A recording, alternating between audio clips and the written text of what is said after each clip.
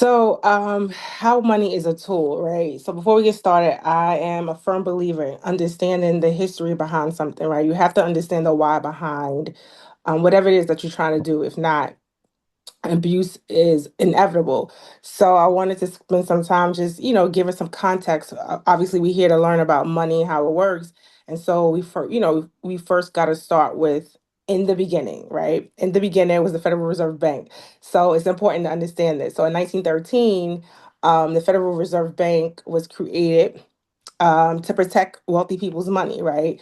John D. Rockefeller, J.P. Morgan Chase, and another politician came together they sort of inspired this charter to enable a sort of a Federal Reserve Bank to control our money, right? The Federal Reserve doesn't have any reserves, the board, uh, they've never produced an audit report. So it's kind of like this secret group, if you will. I think as of 2017, I think it was, they were able to, we do know Citibank and, of course, JP Morgan Chase Bank is one of the board members of this bank. But essentially, this bank was created to control our money supply. And so just fast forward in 1944, 44 countries came together to discuss, monetary policy.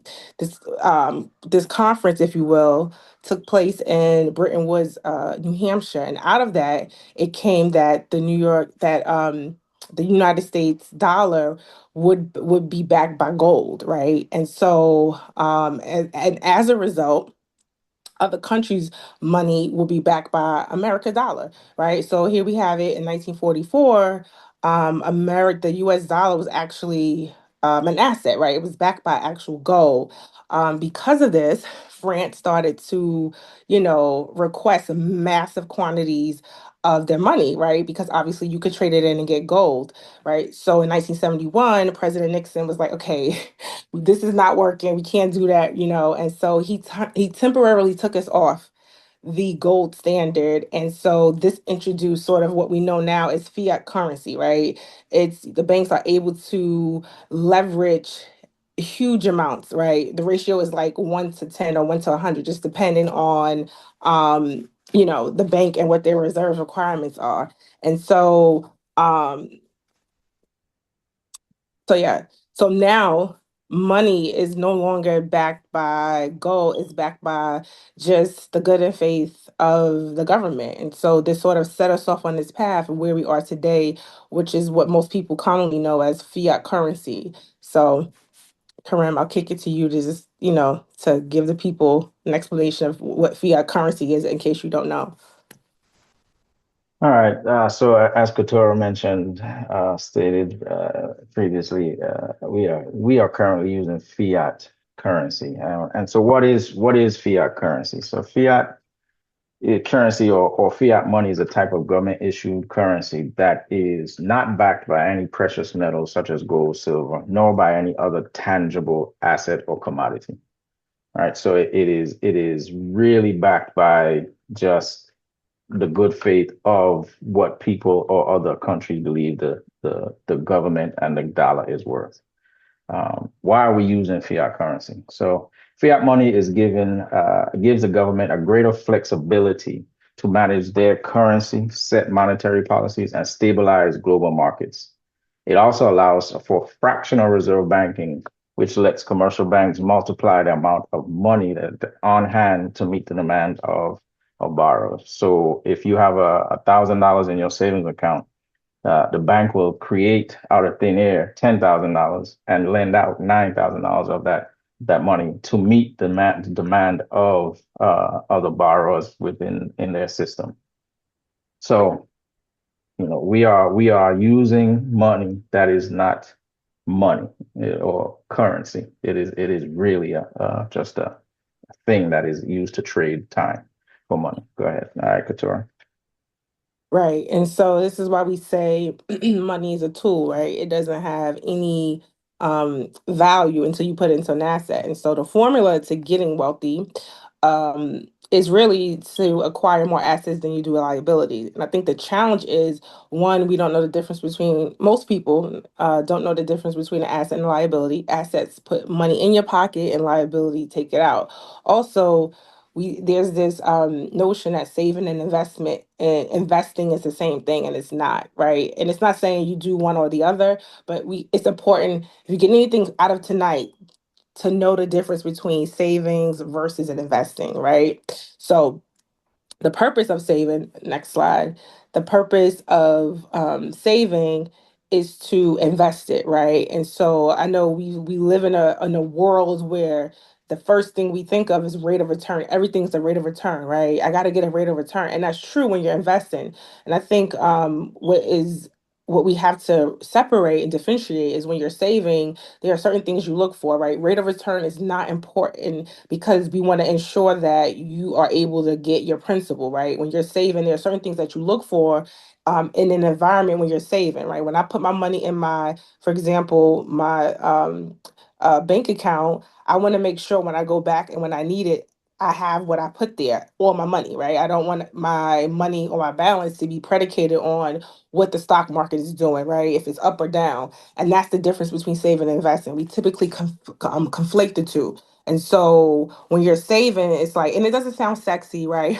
Saving um for an investment or converting your money into an asset so that you can buy assets and then let those assets cash flow, right? So when you talk about saving in that way, it's maybe not the most sexiest, right? Investing sounds way more fun and spicy, but this is where we is when we are when you're saving, accessibility is far more important than a rate of return, right? So if you learn anything tonight, walk away with understanding that accessibility, when you're saving, you want access to your cash. You want to be able to to assess it so that you can do the things that you need to do with it.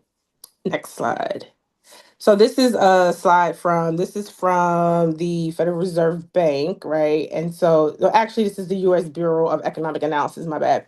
And so according to them, the personal savings rate is around 4%, right? And again, I'm not surprised. If you are surprised, let me know in the chat. I don't find it surprising at all.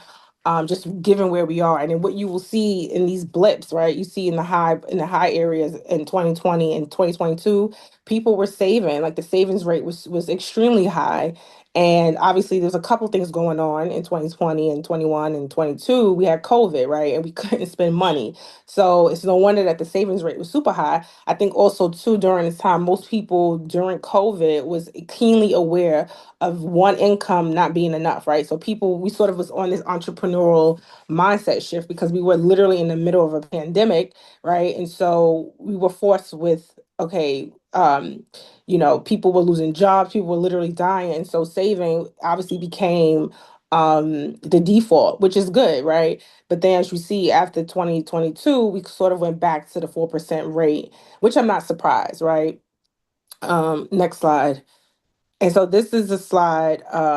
This is showing the savings. This was a savings survey that was conducted by um, bankrate.com. And they simply asked people like what their liquidity position was, right? How much, pretty much, if an emergency arises, do you have money to meet that need? And so what you'll see in this chart that most, people don't have zero, have no emergency savings. That was 27% of the people that they surveyed among different, it broke it out in different by the generations, but overall, 27% of people did not have, an emergency savings. And then of that, 29%, other people that they surveyed, 29% has pretty much like, between 1 month to 3 months of savings in the bank, right? Which is almost more than half of the people that they survey have either no more than 3 months savings stashed away. And so, next slide. And so here, this is showing, and this is from the Federal Reserve, and this is just showing a median retirement account, right? And as you'll see, and it's broken out by age group. And so you have the 50 to 674 year old. The median age was, I mean, the median retirement account balance was about anywhere from like about 180 to 200,000. This is what they had in the retirement account, the median, not the average, the median. And so I don't know about you, but 200,000 in your retirement account is not enough to retire on, unfortunately, especially if you make 100 grand a year, you'll be out of money in 2 years. And so, and this is not to say to uh, get folks alarmed, right? But this is just this was based on what in 2022. This is where folks' retirement accounts were at. So but the idea is that the older we get, or the people that were surveyed had 200,000, no more than 200,000 in a retirement account. And so, what do we do, right? How do we make sure that we are creating a life today that we want in the future, right? How do we create a life where we want to ensure that how we live today, we can do so in our older years, right? We don't want to have to be reducing our lifestyle in order to meet today's demand. And so that's why we're here today. And this is why we put together this evening workshop. The series is to teach people how to be, hence, more liquid, how to, and at the same time, establish your legacy. So